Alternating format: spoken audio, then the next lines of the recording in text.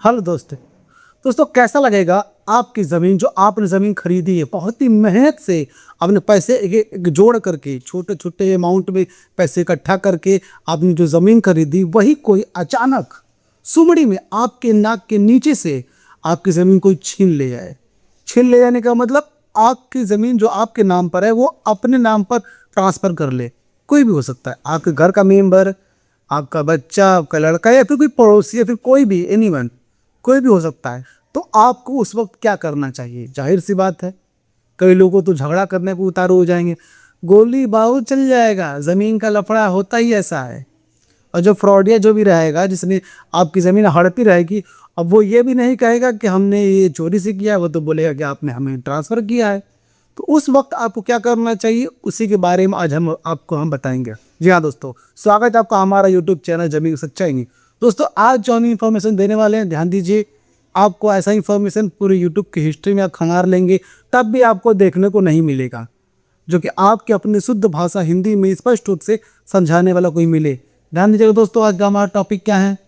अगर किसी ने आपकी ज़मीन पर चुपके से नाम चढ़वा लिया तो क्या करें, क्या करना चाहिए, क्या नहीं करना चाहिए। पहले तो ये दूर की बात है, सबसे पहले ये कीजिए कि आपको घबराना नहीं है। आप ये वीडियो को पूरा ध्यान से देखिए और आप अच्छे समझ जाएंगे कि आपको करना क्या है। ध्यान दीजिएगा, हमारा पहला टॉपिक क्या है। पहला क्वेश्चन हमारा है, ज़मीन पर गलत नाम कैसे चढ़ जाता है। दोस्तों किसी भी तरीके से चढ़ सकता है, या फिर जो लेने वाला है वो गलत कोई फ्रॉड जो है रहता है, 2 पैसे के लालच दे करके कोई गवाह खड़ा कर देगा, यहाँ तक कि गलत तरीके से साइन करवा लेगा। कोई भी तरीके से हो सकता है, क्योंकि फ्रॉड जो करने वाला होता है उसके पास ऑप्शन ज़्यादा होते हैं, आग से कहीं ज़्यादा होते हैं। उसको पता है कब कौन सा मैं दाव पैतरा चलूँगा, प्रताप पैतरा लगाऊंगा, कौन साम दंड भेद, यही बोल दे रहा, साम दंड भेद अपना लगाऊंगा और मैं ज़मीन कैसे ले सकता हूँ। क्योंकि उसे पता है, क्योंकि उसका वही जॉब है, उसका काम ही वही है, उसका काम उसके नस नस का फितरत में ही भरा हुआ है ज़मीन हड़पना। ये दोस्त फ्रॉड कोई भी कर सकता है। आगे बढ़ते हैं। दूसरा, सबसे पहला कदम क्या उठाना चाहिए। आपको अगर लगता है कि किसी ने अगर आपका ज़मीन छीन लिया है, सबसे पहला कदम आपको उठाना है क्या है, पेपर वगैरह डॉक्यूमेंट्स इकट्ठा करने में। ध्यान दीजिएगा, पहला है तुरंत जाकर तहसील या लेखपाल से संपर्क करें। तुरंत जाइए तहसील में, लेखपाल से संपर्क कीजिए और अपनी परेशानी को बताइए कि हमने किसी को ट्रांसफ़र नहीं किया। तब पर भी वो कहता है, कुछ बाबा करता है, तो ये समझिए कि वो भी बिक चुका है। आगे है, अपनी ज़मीन का पूरा रिकॉर्ड निकलवाएं। आपकी ज़मीन का पूरा रिकॉर्ड निकलवाएं और चेक कीजिए कि सारे पेपर पे क्या नाम चढ़ चुका है उसका। जो जिसने भी ज़मीन आपकी जो छीनी है तो चुपके से नाम चढ़वा लिया, अपना माली चढ़वा लिया है, तो पिछले पुराने कागजात आप निकलवा लीजिए। पुराने रिकॉर्ड जिसमें आपके नाम चढ़े हुए हैं जब तक के, निकलवा लीजिए। अब आपको कार्रवाई करनी होगी। क्या करनी होगी, ध्यान दीजिएगा, हमारा अगला टॉपिक क्या है। आपत्ति कैसे दर्ज करें। आपको आपत्ति दर्ज करवाना होगा, कैसे, ध्यान दीजिएगा। आपत्ति दर्ज कर सकते हैं, आपको तुरंत एक आपत्ति दर्ज करिए। आपको शांत नहीं बैठना है और नहीं आराम से क्या रे चलो जाने दो, क्या लड़े क्या नहीं करे, वो ऐसे हैं वैसे नहीं। आपने बहुत मेहनत से वो ज़मीन खरीदी है, अपने सपनों का आशियाना बनाने के लिए, आपके बच्चों का फ्यूचर पटका हुआ पड़ा है। आप तुरंत एक आपत्ति दर्ज कीजिए। तहसील में आवेदन देना होगा। तहसील में जो है आप एक आवेदन दीजिए कि हमारे साथ ऐसा ऐसा हो चुका है।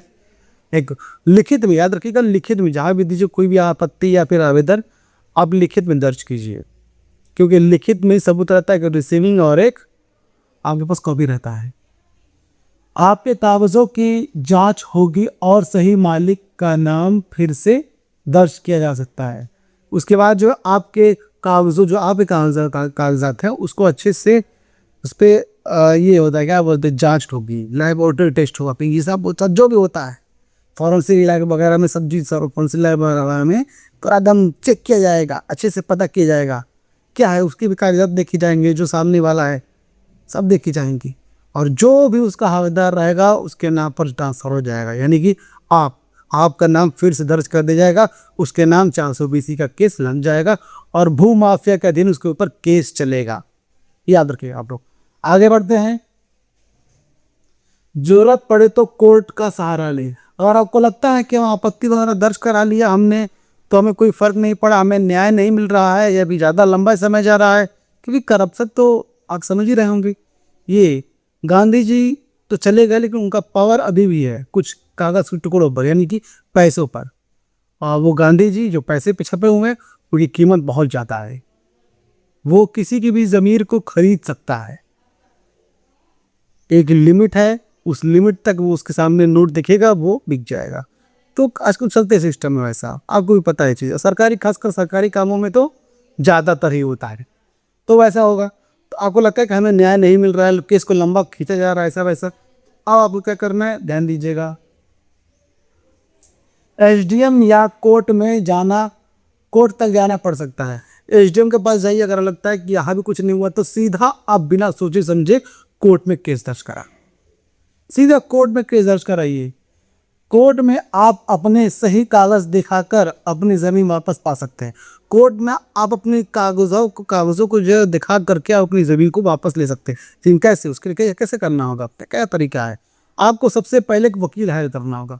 वही वकील जो ज़मीनी मामलात देखता है, वो वकील जो ज़मीनी मामलात ही काम करता है, न कि चौतरफा बुरा काम करता है। सिर्फ वकील, उसी वकील को आपको पकड़ना है, उसको बताइए अपनी पूरी परेशानियाँ, और उसको कहिए सबसे पहले कोर्ट से एक स्टे ले, स्टे ऑर्डर ले उस ज़मीन पर, ताकि जो भी बिचौलिया जो भी फ्रॉडिया है, उसने जो उसके दिमाग में तो 10 तरह की आइडिया होंगी। आपके आपत्ति दर्ज करते ही वो तुरंत ग्राहक जो है ट्रांसफ़र करने के लिए ढूंढ रहा होगा कस्टमर। तो वो स्टे लगने से क्या होगा कि वो किसी भी नाम पे ट्रांसफ़र नहीं करा पाएगा, कोई भी कंस्ट्रक्शन नहीं करा पाएगा, सारी चीज़ें रुक जाएंगी। यानी कि वो ऐसा पान बन जाएगा उसके गले का, ना वो चबा पाएगा, ना थूक पाएगा, और ना ही निगल पाएगा, ऐसा चीज़ वो बन जाएगा।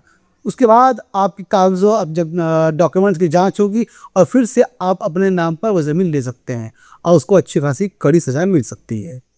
याद रखिएगा, आपको हर चीज़ जो है स्टेप बाय स्टेप फॉलो करना होगा। और हाँ, आपको नोटिफिकेशन मिल गया होगा कि मैं आज दोपहर 2 बजे फेसबुक पर लाइव आऊँगा। किसी के भी कोई भी सवालात हों, पूरी हिंदुस्तान के किसी भी कोने की, मैं उसके लिए जवाब दूंगा। कोई कुछ भी पूछ सकता है, ज़मीन से रिलेट अपनी चीज़ें होनी चाहिए। मैं उसको कानून के तरीके, कैसे लड़ना है, कैसे क्या करना है, सारी चीज़ें मैं उसको बताऊँगा। तो आप लोग अगर नहीं पता तो आप लोग तुरंत मुझे फेसबुक फॉलो कर लीजिए, और 2 बजे का इंतज़ार कीजिए। 2:01 पर मैं लाइव हो जाऊँगा। आगे बढ़ते हैं। भविष्य में ऐसी गलती से कैसे बचें? अगर आपको लगता है कि हमारे साथ तो ऐसा नहीं हुआ है, लेकिन अगर हो सकता है, कोई डाउट है वैसा, तो आपको कैसे बचना है, भविष्य में से कौन से तरीके जो आप बच सकते हैं, आपसे आपकी ज़मीन आपसे कोई छीन नहीं सकता, वैसे कौन से तरीके, ध्यान दीजिएगा। पहला है, समय समय पर अपनी ज़मीन का रिकॉर्ड चेक करते रहें। हर समय पर, यानी कि हर महीने तो नहीं चेक कर सकते, हर 4 महीने 6 महीने पर अपनी ज़मीन के रिकॉर्ड निकलवाइए। ऑनलाइन खतौनी वगैरह पर चेक कीजिए, आपके नाम चेक कीजिए, ज़मीन का अंश है, ज़मीन का जो सीमा है, यदि ज़मीन आपकी उतनी सब चेक कीजिए। कोई भी दिक्कत होता है आप तुरंत एक्शन लीजिए। अपने कागज़ सुरक्षित और अपडेट रखिए। आपके कागजात जो भी है वो सुरक्षित रखिए और अपडेट रखिए। जैसा कि आपको पता है 2026 में डिजिटलाइज हो रहा है। आपके डॉक्यूमेंट्स के प्रॉपर्टी आईडी बनेगी, सेम आधार कार्ड के जैसा। आपके डॉक्यूमेंट्स को आधार कार्ड से लिंक किया जाएगा, आपके आधार कार्ड को पूरी प्रॉपर्टी से लिंक किया जाएगा। यहाँ तक कि ड्रोन मैपिंग होगी, ड्रोन सर्वे होगा, टीम निर्धारित की जाएगी सर्वे के लिए, सबके घर घर जाके डॉक्यूमेंट्स चेक करेगी। ये सारी चीज़ों से आप अपडेट रहिए, आपको ही फायदा रहेगा। अगर कोई भी शक वाली गतिविधि दिखे तो तुरंत कार्रवाई करें। अगर आपको लगता है कि आपके पेपर में छोटी सी भी एकदम सुई की नोक बराबर भी अगर आपको थोड़ा सा भी दिक्कत समझ में आ रहा है, गतिविधि कुछ शक वाली घेरे में आ रही है, तो तुरंत एक आपत्ति दर्ज कीजिए। क्योंकि समय रहते अगर ये बात क्लियर हो जाएगी तो हो जाएगी, नहीं तो फिर लंबा समय आपको देना पड़ सकता है। अब वो कितना लंबा समय देना पड़ेगा वो केस के ऊपर डिपेंड करता है, क्योंकि जितना लंबा समय तक वो सामने वाला उस पर कब्जा किया रहेगा उतनी ज़्यादा दिक्कत आपको होगा। 10 साल से 20 साल, 5 साल, 2 साल, 6 साल सब लग सकता है। वो कोर्ट के दलीलों पे और वकील के दलीलों पे निर्भर करता है। आगे बढ़ते ध्यान दीजिएगा। अब मैं आपको इसके हिसाब से अपनी सेफ एडवाइस कह देना चाहूँगा लिखित रूप में, ध्यान दीजिएगा। दोस्तों, ज़मीन गांव के लोगों की सबसे बड़ी संपत्ति होती है, इसलिए जरा सी लापरवाही बड़ी परेशानी बन सकती है। जी हाँ दोस्तों, छोटी सी छोटी लापरवाही भी बड़ा सा गंभीर विषय का रूप ले सकती है। यानी कि आपने वो कहावत सुना होगा एग्जाम्पल, देखर में छोटन लगे घाव करे गंभीर। दिखने में छोटा सा घाव लगता है लेकिन वो कभी कभी अंदर ही अंदर बहुत ही बड़ा रूप ले लेता है। अचानक आपको सरप्राइज मिलता है कि अरे ये तो छोटा सा था, इतना बड़ा कैसे रूप ले लिया। वैसे ही होता है इसमें भी। अगर आप शुरू में अगर एक्शन ले लेंगे तो बहुत अच्छा है, वरना जितना आप लेट करेंगे, जितना देरी करेंगे, उतना ही बड़ा वो बवासीर बनकर चला जाएगा। जी हाँ दोस्तों, अगर आप इससे रिलेट करते हैं, अगर आपको लगता है कि आप अपने तरफ से वो कार्रवाई नहीं कर पाएंगे अपने तरफ से वो, तो आप तुरंत एक वकील से मिलिए। वही वकील जो ज़मीनी मामलात देखता हो, आप उससे मिल करके पूरी परेशानियों को बताइए। वकील आपको सबको मिट्टी मिला देगा उन लोगों को जो लोग इस परेशानियों से लोगों को परेशान कर रहे हैं, जो लोग ज़मीन हड़प करके रखे हुए हैं। सरकार तो ढूंढ रही है, अब वो सरकार किसी को बख्शने वाली नहीं है। सबको छठी का दूध याद दिला देगी सरकार, याद रखिएगा दोस्तों। अगर आपको वीडियो अच्छा लगा तो वीडियो को लाइक कीजिए, चैनल को सब्सक्राइब कीजिए और इस वीडियो को ज़्यादा से ज़्यादा लोगों तक शेयर भी कीजिए, ताकि सभी लोगों को यह बात पता चल सके कि अगर आपकी ज़मीन कोई छीन लेता है, किसी भी तरीके से अपने नाम पर चढ़वा लेता है, तो कौन से ऐसे तरीके हैं जिससे आप अपनी ज़मीन फिर से अपने पास ले सकते हैं और उसको जेल भेज सकते हैं। तो आप कोई भी दिक्कत हो, कोई परेशानी, आप मुझे कमेंट जरूर कीजिए। आप ज़्यादा बड़ी परेशानी रहेगी तो मैं आपको उस पर समाधान भी बताऊंगा। ठीक है दोस्तों, तो बढ़ते अपने आखिरी कदम की तरफ। फिर मिलेंगे किसी नए वीडियो में, किसी नए टॉपिक की तरफ। तब तक हमें दीजिए इजाज़त। जय हिंद दोस्तों।